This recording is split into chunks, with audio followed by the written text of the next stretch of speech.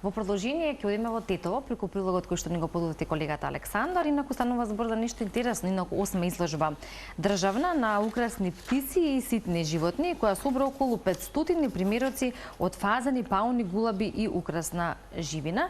Инаку според учесниците, ова хоби бара голема љубов и посветеност, што би претпоставиле, како и многу време и средства, но како што велат, представува огромно задоволство. Преку ова хоби се придонесува за опстанок на автохтони видови на македонско подрачје. Поголем дел од соговорниците веројатно ќе го пренесат тоа во следниот прилог од колегата Александар. Луѓе со голема љубов и посветеност кои не штедат пари и време. Само ваков тип на човек може да одгледува украсни птици и ситни животни, велат луѓето кои се занимаваат со ваков вид на хоби, а беа учесници на годинешната 8 државна изложба која се одржа во Тетовска Брвеница. Љубиша Премчевски од Тетовското Долно Седларце чува екзотични примероци на фазани и пауни, а ги има над 200 во неговиот двор. Ова првенствено се чува од мерак и кога ќе се влезе во шема со ова, све почне од мерак, после иде професионално, нормално овие птици ги има во повеќе видови, повеќе бои. Тој што е мераклија ќе почне со една боја, па ќе види дека постои уште друга. И за све тоа потребни се финансиски средства, од кои треба да ги уложиме во нив. Исто така сакаат малку посебни услови за нивното одгледување, сакаат посебна храна и све тоа кошта средства. А колку исплати бизнис ова, дали се вака, па не можеме да кажеме дека од ова може човек да се збогати или исплатлив, но да се ангажиран или работиш нешто друго? По вака. За птиците, првенствено, барем моје мислење, за да земе некој да одгледува птици, треба првим да ги обезбеди условите, односно нивните живеалишта. Кога ќе се овозможно нивните живеалишта, многу све е полесно. После единствена обврска еднаш или до 2 пати во денот да се нахранат. И еднаш неделно одржување нивната хигиена. Одгледувачот од Кочани Симеон Павлов, кој се представи со ретки примероци на украински и руски гулаби, вели дека и покрај сите предизвици со кои се соочува при увоз од соседните земји, останува посветен на ова хоби.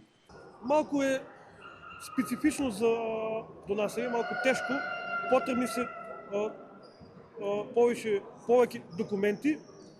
Документите коштаат повише отколку што кошта гулавот. Пример, за еден гулав ваков да го земеш од Србија или од Бугарија, таму ќе го платиш околу 50 евра, а документи за него треба да дадеш околу 60 до 70 евра. Ветеринар, пасош, вакцина со родовник и се така. За одгледувачите важи правилото, ако имаш љубов кон овие птици и ситни животни, нивното чување воопшто не е тешко, туку представува задоволство. Ова е навистина едно прекрасно хоби, ако гледаме затоа што ги има, ги задоволува и можеби двете најважни страни. Тоа е уживањето во дворот, да се има навистина убави ретки видови на птици, но секако нивната цена која што е навистина повеќекратно поголема од обичните и може да го надополни семејниот буџет. Значи, убавина во дворот, задоволство, дружење помеѓу изложбите, помеѓу одгледувачите, а секако може да се надополни семејниот буџет. Ванчо Илиевски, кој воедно е и председател на Македонската асоциација на одгледувачи на ситни животни, вели дека групата на луѓе кои се посветени на ова хоби придонесуваат за да опстојат некои животни кои се автохтони на македонското подрачје. За волја на вистината мораме да признаеме дека повеќе се одлучува за странските видови затоа што се тоа раси кои што се години и години селектирани и навистина плена со својата разнобојност и со својата убавина. Секако она што е автохтоно кај нас, да во нашите простори, без некоја селекција, без некоја стручна подготовка, да кажеме, и еден сериозен пристан, тоа е секако запоставено. Но, за жал, е една група на силни влюбеници, навистина сакаме ова што вековно се одгледува нашите простори, да го заштитиме, да го патентираме.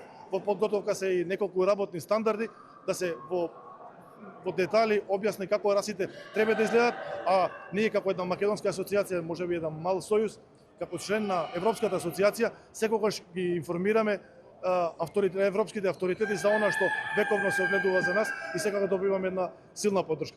Посетителите на изложбата имаа прилика да видат речиси 500 примероци на разни видови на украсни птици, папагали, фазани, зајци, пауни, гулаби и украсна живина.